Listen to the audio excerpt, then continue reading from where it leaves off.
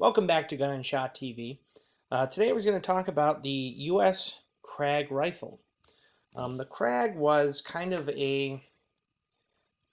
not a temporary, but a short-lived service rifle between the Trapdoor and the 1903 Springfield.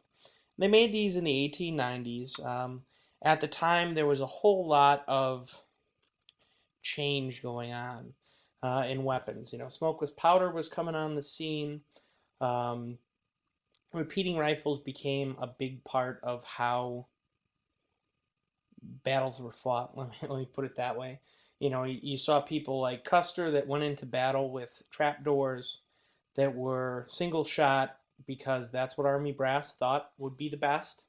And they went up against Indians with repeating rifles who just laid them out. I mean, the trapdoor had a much more effective ballistically cartridge, but the delay to reload was a huge problem. So, and there was a number of different designs. I mean, there was the 1895 Winchester.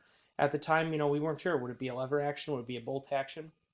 But in 1892, I believe there was the first Krag, and the Krag was actually a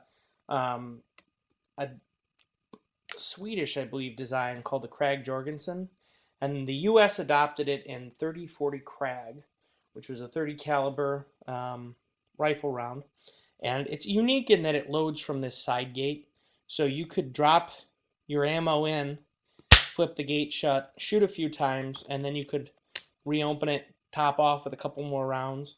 That was pretty unique at the time, and it's not as easy. It's great to top off, but it's hard to actually load in the battlefield when you're running around. They actually had a later modified version that had a charger guide to put stripper clips in, so sometimes you'll see some with that in effect.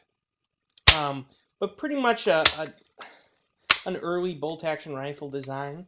It's kind of weird in that it has a magazine cutoff over here, so you can set it so it doesn't feed from the magazine. You can single load it. That was an idea that Army brass thought was valid at the time, because they thought that if you could shoot fast, you just waste ammo. So you see that in a number of service rifles that makes absolutely no sense, because if you need the ammo, you need it. You don't want to be fumbling trying to figure out how to get it to load the next round out of the magazine. So that's kind of weird. You'll see it's got an interesting long extractor design, and to get the bolt out, you actually lift up the extractor and kind of difficult to do. You lift up the extractor and kind of turn it, and the bolt turns out, and you can get your bolt out. And now we can look at it, and it's got a pretty simple bolt with not a whole lot of, rigidity built into it. It's got this locking tab. It kind of locks on this tab back here, but not a very strong design. The 30-40 Krag wasn't the strongest design cartridge anyways, so to put it back, you just kind of put that extractor back and rock it in place.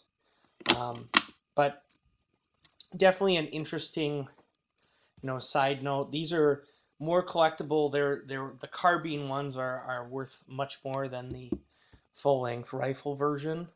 I do have the original 1898 Style Bayonet, and these, when they went to the 1903 Springfield, it used the same bayonet spacing, so you can actually use this on a 1903 and vice versa.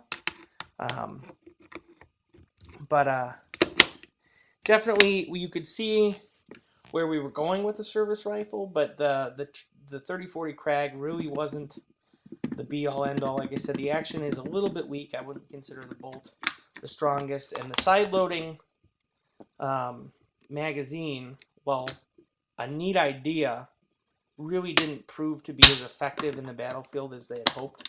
You didn't see these fielded a lot. You saw them mainly fielded in like the Philippine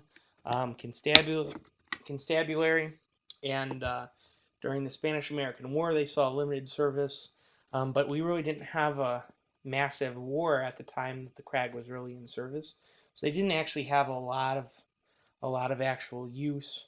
But if you come across one, I think you're looking at $800 to up to several thousand for a more collectible carbine.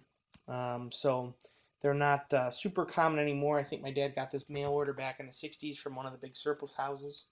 So chances of finding one, in your local gun store are not that high unless you have a very large gun store around you. But definitely interesting. I think 30-40 Krag is pretty pricey to shoot, so it's not something a lot of people would shoot very often. This one, because it hasn't really been shot or used that much, I don't know if my dad said he fired it, I think, once when he got it back in the 60s. So the barrel on this is mirror shiny. It's in great shape to shoot, but it's one of those, like I said, the cost to shoot is probably not worth doing. But if you ever come across one, that's what this is. It is a US Krag Rifle. Like I said, it's a version of the Krag-Jørgensen using that action design, and a very limited US service rifle. We didn't use it a whole lot. It was replaced in 1903 by the 1903 Springfield design, and those were pretty common all the way up through on World War II. So that's about all I have on this one. If you guys have any questions or comments, make sure to like and subscribe and throw up any comments and any feedback you have. And, if it's something I didn't cover or something you want to see, or even if you guys want me to take something out and shoot it like this, I could take it to the range. I'd have to track down some ammo, but I'm sure I can get some. And we can try it out if you want. But for Gun&ShotTV, this is Chris saying thanks for watching. Have a great day.